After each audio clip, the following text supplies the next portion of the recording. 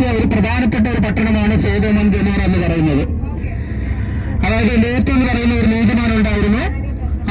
അതായത് ഏറ്റവും ഇതെന്ന് പറയുന്നത് സ്വവർഗരതി കൊണ്ട് പാപം നിറഞ്ഞ ഒരു ഏരിയ ആയിരുന്നു. അതായത് ആണും പെണ്ണും തമ്മിൽ രമിക്കുന്ന ആ ഒരു പാപം കൊണ്ട് നിറഞ്ഞ ഒരു പ്രദേശമായിരുന്നു നമ്മളിപ്പോൾ കടന്നു പോയിക്കൊണ്ടിരിക്കുന്നത് എന്ന് കണ്ണടച്ച് ഇമാജിൻ ചെയ്തോളൂ. അപ്പോ അങ്ങനെയുള്ള ഒരു സ്ഥലത്തേക്ക് ദൈവം ആ ഒരു പാപം കൂടുന്നത് കണ്ടിട്ട് ദൈവം ലോത്തിനെ, അതായത് അബ്രഹാമിന്റെ അടുത്ത് ചോദിക്കുന്നത്, ഈ ഭൂമിയെ ഞാൻ നശിപ്പിക്കാൻ, അതായത് ഈ ഒരു ഏരിയനെ ഞാൻ നശിപ്പിക്കാൻ വേണ്ടി പോവുകയാണ്.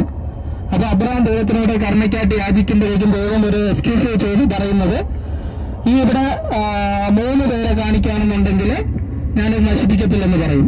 പക്ഷെ അബ്രഹാമിനെ അത് കാണിക്കാൻ വേണ്ടി പറ്റത്തില്ല, അവസാന ഭാഗം നശിപ്പിക്കുമെന്ന് പറയുന്നു.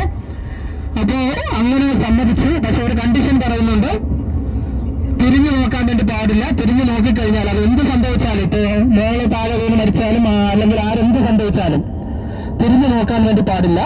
തിരിഞ്ഞു നോക്കിയാൽ അയാളെ ഒത്തുതൂണായിട്ട് അവിടെ മാറും എന്ന് പറഞ്ഞ ആ ഒരു സംഭവം നടന്ന സ്ഥലമാണ്. അപ്പോ അങ്ങനെ ദൈവം അഗ്നിക്കിരയാക്കുമ്പോഴേക്കും ലോത്തും ഭാര്യയും മക്കളും കൂടെ താഴോട്ട് ഇറങ്ങും.